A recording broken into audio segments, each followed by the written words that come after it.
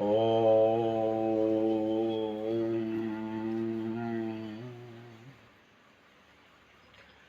गुरुर्ब्रह्मा गुरुर्विष्णु गुरुर्देवो महेश्वर गुरु साक्षात् परम ब्रह्म गुरुवै श्री तस्मै नमः। आज हम लोग जो अभी विषय राजनीति के अंतर्गत आया था, लेकिन वो योग से सनातन धर्म से भी जुड़ा हुआ है, इसलिए उस पर बोलना मैं आवश्यक समझता हूं।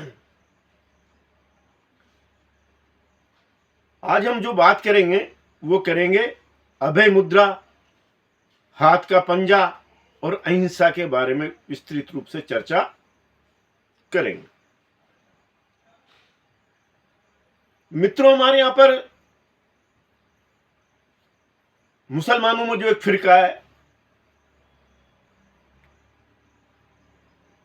वो मजार को मानता है, और यहां पर एक मजार के ऊपर लगभग, जैसा मैंने सुना, 5 किलो का चांदी का पंजा चोरी चला गया। वेट के बारे में कह रहा हूं मैं, बाकी चांदी का पंजा चोरी गया ये तो निश्चित है।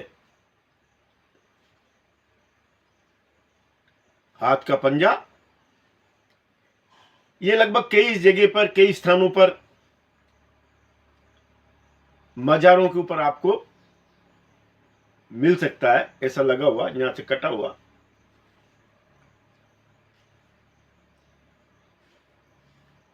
मुसलमानों में एक फिरका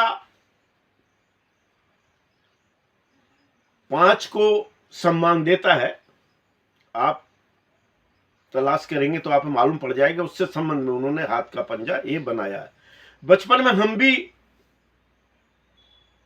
कैलेंडर जब बिकते थे तो उन पे देखते थे कि एक घोड़े का चित्र है जिसमें एक स्त्री का सिर है और उस पे एक हाथ का पंजा यूं लगा हुआ है। मैंने कई मुसलमानों के घरों पे भी देखा है। ये उनकी आस्था का विषय है, मेरा इस विषय में कोई नजरिया नहीं है। वो प्रतीक मानते हैं 5 जिनका कि उन्हें सम्मान करना है।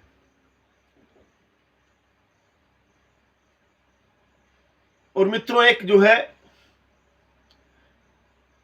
अभी कई चित्रों में ये आने लगा है। जहां तक मैं समझता हूं, अभय मुद्रा कोई नहीं होती है। अभय दान तो होता है, जो का मतलब होता है आश्वस्त करना। उसको हम आंखों से भी कर सकते हैं, ऐसे भी कर सकते हैं। मित्रों, पहले जो चित्र बनते थे, आप उन पर दृष्टि घुमाएंगे पिछले वालों पे, तो उसमें हमें ये मुद्रा मिलेगी या ये मुद्रा मिलेगी, जो कि हमें योग की ओर प्रेरित करती है। हम जैसे इस मुद्रा को देखते हैं, समझ जाते हैं, जो योग में जो रहते हैं, और बाकी के लिए प्रेरणा तो देती है कि हमने कभी अगर योग वगैरह को बंद कर दिया तो वापस सुचारू से करें। ध्यान मुद्रा, योग मुद्रा ये तो होती हैं,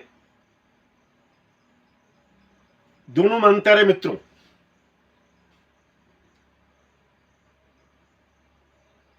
अभय मुद्रा भी है आपकी नजर में,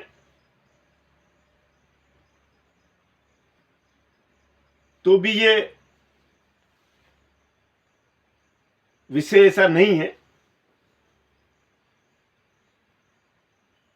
पहले जो मैंने बताया, पहले के चित्रों में ये मुद्रा होती थी या ये मुद्रा होती थी, ये किसी ने, इसी तरह के मेंटिलिटी वाले ने, जिसके मस्तिष्क में इस तरह की बातचीत चल रही होगी, ऐसे समय के लिए ही इस तरह की मुद्रा का चित्र बनाया। और वो जो चित्र बने, तो वो चित्रकार इन बातों को समझते नहीं है, चाहे हिंदू बनाए चाहे मुसलमान, और उन्होंने इसी उसको हाथ को इसी तरह से करके बनाना चालू शुरू कर दिया। मित्रों, आप स्वयं आपका निर्णय कर लें कि किसका ये निशान किसका कहां पर हो सकता है। आगे मैं जो विषय को ले रहा हूं वो ले रहा हूं मैं अहिंसा को। सनातन धर्म में यह बात सत्य है कि हिंसा के लिए कोई स्थान नहीं है, और अहिंसा के लिए यह कहा है कि अगर हमारे मन में किसी के प्रति गलत विचार, बुरे विचार भी नहीं उठते हैं हिंसा के बारे में, तो हिंसक पशु, हिंसक व्यक्ति भी अहिंसक हो जाएगा।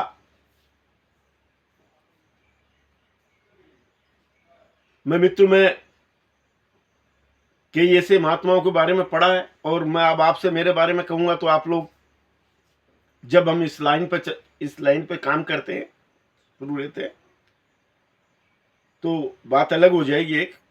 लेकिन आप लोग भी इस प्रयोग को करके देख सकते हैं कि कभी आपके मन में सवेरे से कोशिश करें कि किसी के बारे में नेगेटिव थॉट, नेगेटिव विचार नहीं पनपे, बुराई का विचार ना आए। जो राजनीति में रहते हैं उनके लिए तो असंभव है, लेकिन हम जो घर गृहस्थी में रहते हैं वो तो बुराइयों से बच सकते हैं। हमारे जो गुरुजी के गुरुजी थे, उन्होंने लिखा है कि एक स्थान पर जहां पर वो रहते थे, वहां नहाने के लिए नदी के किनारे, गंगा नदी के किनारे जाते थे, तो वो इधर रहते थे। उधर भी एक महात्मा रोजाना नहाने के लिए आते थे। जब वो महात्मा नहाने के लिए आते थे, तभी वहां पर एक बाघ आकर के नहाता था, पानी पीता था जब वो नहाने के लिए आते। तो इधर से जो हमारे गुरुजी के गुरुजी थे, उन्होंने उनसे कहा कि भाई ये बाघ आपको परेशान नहीं करता है? तो उन्होंने कहा कि वो उसका काम करता, मैं मेरा काम करता हूं। अगर हम हिंसा के विचार मन में नहीं आने देते हैं, तो शेर और आप एक ही जगह बैठे रह सकते हो, एक ही स्थान पर रह सकते हो। स्वामी राम के बारे में भी है, उन्होंने लिखा है कि जब वो ध्यान पर बैठते थे तो आसपास में मगरमच्छों का, गंगा के किनारे जब वो बैठते थे तो आगे आसपास में मगरमच्छ आकर के धूप सेकते रहते थे, उनको कोई परेशानी नहीं थी उनसे। परंतु मित्रों, मैं यहां पर आपको कुछ संशोधन करना चाहूंगा।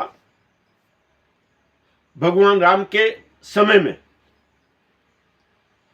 जो उस समय ऋषि थे जिनको यज्ञ करना था, उन्हें दुष्ट प्रवृत्ति के आदमी जो यज्ञ नहीं होने देना चाहते थे, वो आके परेशान करते थे। उनके यज्ञ में मांस, मदिरा आदि डाल करके उनके उसको विघ्न पैदा कर देते थे हवन के अंदर। तो मित्रों, वो उस समय में दशरथ के पास में आए, जो राजा दशरथ थे उस समय में, क्योंकि राजा की ही जिम्मेदारी होती है प्रजा को सुरक्षा देना। तो वो लोग जो ऋषि मुनि थे, उन्होंने दशरथ से निवेदन किया कि हमें आप रामचंद्र जी को दो, ताकि वो हमें सुरक्षा प्रदान करें और हम यज्ञ को बिना उसके कर सके, बिना व्यवधान के कर सके।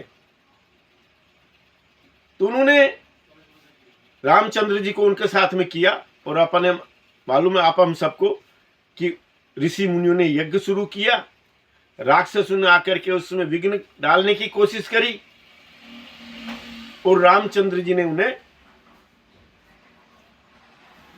मारा और ऋषि मुनियों को सुरक्षा प्रदान करी। तो यहां पर दो तरह के आते हैं।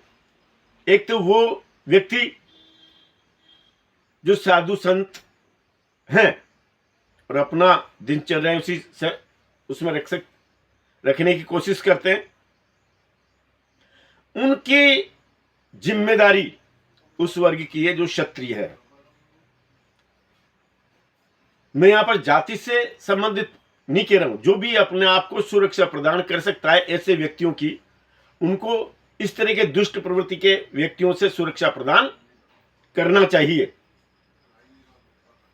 अगर आप